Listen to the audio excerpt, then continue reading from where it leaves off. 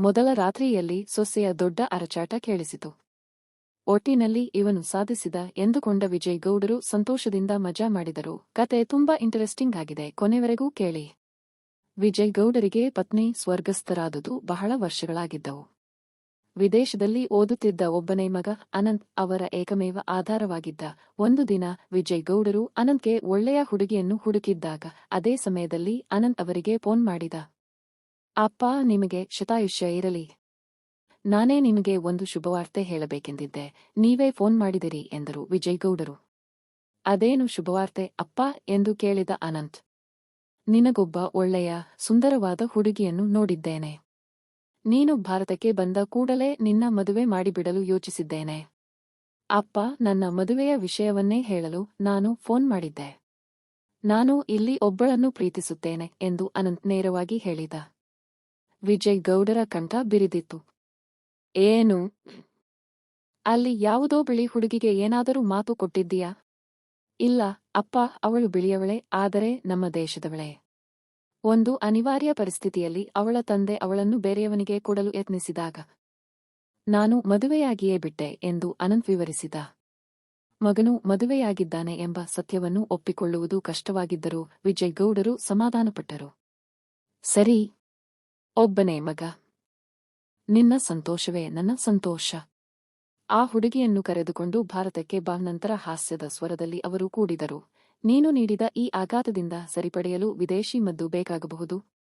ಬರುವಾಗ ತಗೊಂಡು ಬಾ. ಕೆಲವು ದಿನಗಳ ನಂತರ ಅನಂತ್ ತನ್ನ ಹೆಂಡತಿ ಪ್ರೀತಿಯನ್ನು ಕರೆದುಕೊಂಡು ಭಾರತಕ್ಕೆ ಬಂದ. ಸೊಸೆಯನ್ನು ನೋಡಿದ ವಿಜಯ್ ಗೌಡರಿಗೆ ಒಮ್ಮೆಲೇ ಆಶ್ಚರ್ಯವಾಯಿತು. ಆದರೆ ಅವಳ ಸೌಂದರ್ಯ ಮತ್ತು ನಾಚಿಕೆಯ ಸ್ವಭಾವ ನೋಡಿ ಇದಕ್ಕೆ ಇವನು ಇವಳನ್ನು ಬಿಡಲಿಲ್ಲ ಎಂದು ಮನಸ್ಸಿನಲ್ಲೇ ಒಪ್ಪಿಕೊಂಡರು. ಮಗಳು ಹೇಳಿದಳು, ಇಲ್ಲ ಅಪ್ಪ, ಅವಸರದಲ್ಲಿ ಮದುವೆಯಾಯಿತು. ಅದರ ಹೊರತು ಬೇರೇನೂ ಆಗಿಲ್ಲ. ವಿಜಯ್ ಗೌಡರು ಪುರೋಹಿತರನ್ನು ಕರೆಸಿ ಶೀಘ್ರದಲ್ಲೇ ಮಂಗಳಕರವಾದ ಮುಹೂರ್ತವನ್ನು ನಿಗದಿ ಮಾಡಿದರು. ಅಲಂಕರಣದವನು ಹಾಸಿಗೆಯನ್ನು ಹೂವುಗಳಿಂದ ಅಲಂಕರಿಸಿದ ನಂತರ ವಿಜಯ್ ಗೌಡರು ಮಗನ ಬಳಿ ಸಾಗಿದರು. ಮುಹೂರ್ತದ ಸಮಯಕ್ಕೆ ಮುಂಚೆ ಏನೂ ಮಾಡಬೇಡ. ಸರಿಯಾದ ಸಮಯದಲ್ಲೇ ಕೆಲಸ ಪೂರ್ಣಗೊಳಿಸು ಎಂದು ಗಂಭೀರವಾಗಿ ಸೂಚಿಸಿ ಹೊರಟರು. ಪ್ರೀತಿ ನಾಚಿಕೆಯಿಂದ ಹಾಲಿನ ಗ್ಲಾಸ್ ತೆಗೆದುಕೊಂಡು ಕೊಠಡಿಗೆ ಹೋದಳು. ಅನಂತ್ ಎದ್ದು ನಿಂತ. ನಿನಗೆ ಗೊತ್ತಿಲ್ಲವೇ, ಮೊದಲು ಗಂಡನ ಆಶೀರ್ವಾದ ತೆಗೆದುಕೊಳ್ಳಬೇಕು ಎಂದ. ಪ್ರೀತಿ ಸರಿ ಎಂದು ಕಾಲಿಗೆ ನಮಸ್ಕಾರ ಮಾಡಿದಳು. ನಂತರ ಇಬ್ಬರೂ ಕತೆ ಹೇಳುತ್ತಾ ಕುಳಿತರು. ಇನ್ನೆಷ್ಟು ಹೊತ್ತು ಎಂದು ಪ್ರೀತಿ ಕೇಳಿದಾಗ, ಇರು, ಮುಹೂರ್ತ ಬರಲಿ ಎಂದ ಅನಂತ್. ವಿಜಯ್ ಗೌಡರು ಬಾಗಿಲ ಹೊರಗೆ ನಿಂತು ಕೇಳುತ್ತಿದ್ದರು. ಮುಹೂರ್ತದ ಸಮಯಕ್ಕೆ ಮುಂಚೆಯೇ ಸೊಸೆಯ ಸಣ್ಣಗುಸುಗುಟ್ಟುವ ಸ್ವರ ಕೇಳಿಸಿತು. ಪುರೋಹಿತರು ಹೇಳಿದ ನಿಖರವಾದ ಸಮಯ ಬಂದಾಗ ಸೊಸೆಯ ದೊಡ್ಡ ಅರಚಾಟ ಕೇಳಿಸಿತು. ಒಟ್ಟಿನಲ್ಲಿ ಇವನು ಸಾಧಿಸಿದ ಎಂದುಕೊಂಡ ವಿಜಯ್ ಗೌಡರು ಸಂತೋಷದಿಂದ ಹೊರಟು ಹೋದರು.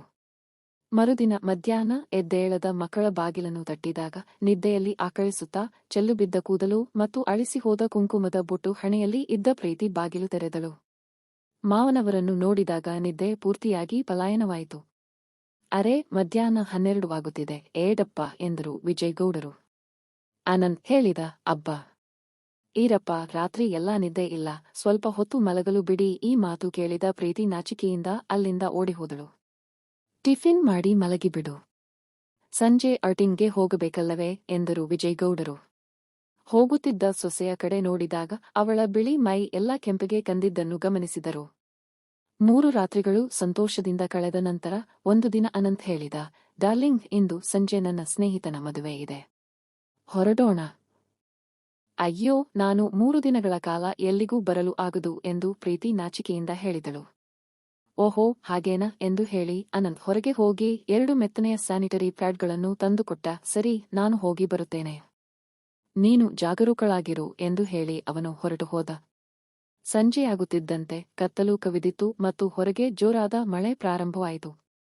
ವಿಜಯ್ ಗೌಡರು ಮಗನ ಪಾಟಿಯಿಂದ ತಂದಿದ್ದ ಮದ್ಯವನ್ನು ಹೊರತೆಗೆದು 2 ಪೆಗ್ ಹಾಕಿ ಕುಡಿದರು.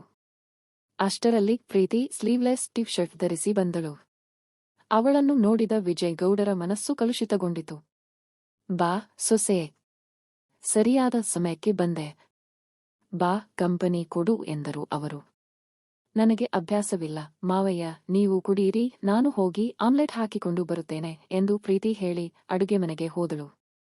ಅವಳ ಹಿಂದೆ ಹೋದ ವಿಜಯಗೌಡರು ಅವಳ ಡ್ರೆಸ್ನ ಹಿಂದೆ ಇದ್ದ 2 ಬಿಲ್ಲೆಗಳ ಸ್ಟ್ರಾಪ್ಗಳನ್ನು ಮಾತ್ರ ನೋಡುತ್ತಾ ಲಾಲಾರಸ ಸುರಿಸುತ್ತಾ ನಿಂತರು. ಹಿಂದೆ ತಿರುಗಿ ನೋಡಿದ ಪ್ರೀತಿಗೆ ಬಾಣಲೆಯಿಂದ ಸುಟ್ಟುಕೊಂಡ ಮುಖ ಮತ್ತು ಬಿಳಿ ಗಡ್ಡದಿಂದ ಕೂಡಿದ ಮಾವನವರ ದೃಷ್ಟಿ ನೋಡಿ ಭಯವಾಯಿತು. ನನ್ನ ಮಗನೇ, ನಿನ್ನನ್ನು ಚೆನ್ನಾಗಿ ನೋಡಿಕೊಳ್ಳುತ್ತಿದ್ದಾನೆ ಎಂದು ಅಸ್ಪಷ್ಟವಾಗಿ ಕೇಳಿದರು ವಿಜಯಗೌಡರು. ಚೆನ್ನಾಗಿಯೇ ನೋಡಿಕೊಳ್ಳುತ್ತಾರೆ ಮಾವಯ್ಯ ಎಂದಳು ಪ್ರೀತಿ ಭಯದಿಂದ. ನಿನಗೆ ಏನು ಕೊರತೆ ಇದ್ದರೂ ಆಳುಕದೆ ಕೇಳು, ನಾನಿದ್ದೇನಲ್ಲ ಎಂದರು ಅವರು. ಮಾವಯ್ಯ, ನಿಮಗೆ ಸ್ವಲ್ಪ ಹೆಚ್ಚಾಗಿದೆ. ಬೆಳಿಗ್ಗೆ ಮಾತನಾಡೋಣ, ಹೋಗಿ ಮಲಗಿ ಎಂದು ಪ್ರೀತಿ ವಿನಂತಿಸಿದಳು. ಹೊರಗೆ ಜೋರಾಗಿ ಮಳೆ ಬರುತ್ತಿದೆ. ಇಂತಹ ಸಮಯದಲ್ಲಿ ಒಬ್ಬಂಟಿಯಾಗಿ ಮಲಗಲು ನನಗೆ ಕಷ್ಟ ಎಂದರು ವಿಜಯಗೌಡರು. ಅದಕ್ಕೆ ಏನು ಮಾಡಬೇಕು ಎಂದು ಪ್ರೀತಿ ಕೇಳಿದಳು. ಇದಕ್ಕಿಂತ ವಿವರವಾಗಿ ಏನು ಹೇಳಲಿ? ಅವನು ಇಲ್ಲವಲ್ಲ, ನನ್ನ ಹಸಿವು ತೀರಿಸು ಎಂದರು ಅವರು ದೃಷ್ಟತನದಿಂದ. ಭಯದಿಂದ ಹಿಮ್ಮೆಟ್ಟುತ್ತಿದ್ದ ಪ್ರೀತಿಯ ಕೈ ಹಿಡಿದರು ವಿಜಯಗೌಡರು. ಪ್ರೀತಿ ತನ್ನ ಕೈ ಬಿಡಿಸಿಕೊಂಡು ಓಡಲು ಪ್ರಯತ್ನಿಸಿದಳು. ಜಿಂಕೆಯ ಹಿಂದೆ ಬಿದ್ದ ಹುಲಿಯಂತೆ ವಿಜಯಗೌಡರು ಅವಳ ಹಿಂದೆ ಓಡಿದರು. ಪ್ರೀತಿ ತಪ್ಪಿಸಿಕೊಂಡು ಓಡಿ ಪಕ್ಕದ ಕೊಠಡಿಗೆ ಹೋಗಿ ಬಾಗಿಲನ್ನು ಒಳಗಿಂದ ಬೀಗ ಹಾಕಿಕೊಂಡಳು. ಮದ್ಯದ ಪ್ರಭಾವದಿಂದ ವಿಜಯಗೌಡರು ಅಲ್ಲೇ ನೆಲದ ಮೇಲೆ ಮಲಗಿದರು. ಮರುದಿನ ಬೆಳಗ್ಗೆ ಗಂಡ ಬರುವವರೆಗೂ ಪ್ರೀತಿ ಬಾಗಿಲು ತೆರೆಯಲಿಲ್ಲ. ಅನಂತ್ ಬಂದು ಬಾಗಿಲು ತಟ್ಟಿದಾಗ ಅವಳು ಬಾಗಿಲು ತೆರೆದು ಗಂಡನನ್ನು ಗಟ್ಟಿಯಾಗಿ ಅಪ್ಪಿಕೊಂಡು ಅಳತೊಡಗಿದಳು. ಯಾಕೆ ಅಷ್ಟು ಅಳುತ್ತಿದ್ದೀಯಾ? ಒಂದೇ ರಾತ್ರಿ ಅಷ್ಟು ವಿರಹವೇ ಎಂದು ಅನಂತ್ ಕೇಳಿದ. ತಾನು ಹೇಳಿದರೆ ಗಂಡನಿಗೆ ದುಃಖವಾಗುತ್ತದೆ ಎಂದು ಭಾವಿಸಿದ ಪ್ರೀತಿ ಏನೂ ಹೇಳಲಿಲ್ಲ. ಮದ್ಯದ ಪ್ರಭಾವ ಇಳಿದ ನಂತರ ವಿಜಯಗೌಡರು ಮಗ ಮನೆಯಲ್ಲಿ ಇರದ ಸಮಯದಲ್ಲಿ ಪ್ರೀತಿಯ ಬಳಿ ಹೋಗಿ, ರಾತ್ರಿ ಮದ್ಯದ ದೋಷದಲ್ಲಿ ತಪ್ಪು ವರ್ತನೆ ಮಾಡಿದೆ, ಕ್ಷಮಿಸಮ್ಮ ಎಂದು ಜ್ಞಾಪಿಸಿದರು. ನಂತರ ಮನೆಗೆ ಬಂದ ಮಗನಿಗೆ, ನಾನು ಊರ ಹೊರಗಿನ ಗೆಸ್ಟ್ ಹೌಸ್ಗೆ ಹೋಗುತ್ತೇನೆ, ನೀವಿಬ್ಬರೂ ಇಲ್ಲಿ ಸುಖವಾಗಿರಿ ಎಂದು ಹೇಳಿ ಗೆಸ್ಟ್ ಹೌಸ್ಗೆ ಹೊರಟು ಹೋದರು. ಆ ದಿನದಿಂದ ವಿಜಯಗೌಡರು ಗೆಸ್ಟ್ ಹೌಸ್ನಲ್ಲೇ ಇದ್ದರು. ಅನಂತ್ ಮತ್ತು ಪ್ರೀತಿ ಸುಖವಾಗಿ ಸಂಸಾರ ಮಾಡುತ್ತಿದ್ದಾರೆ.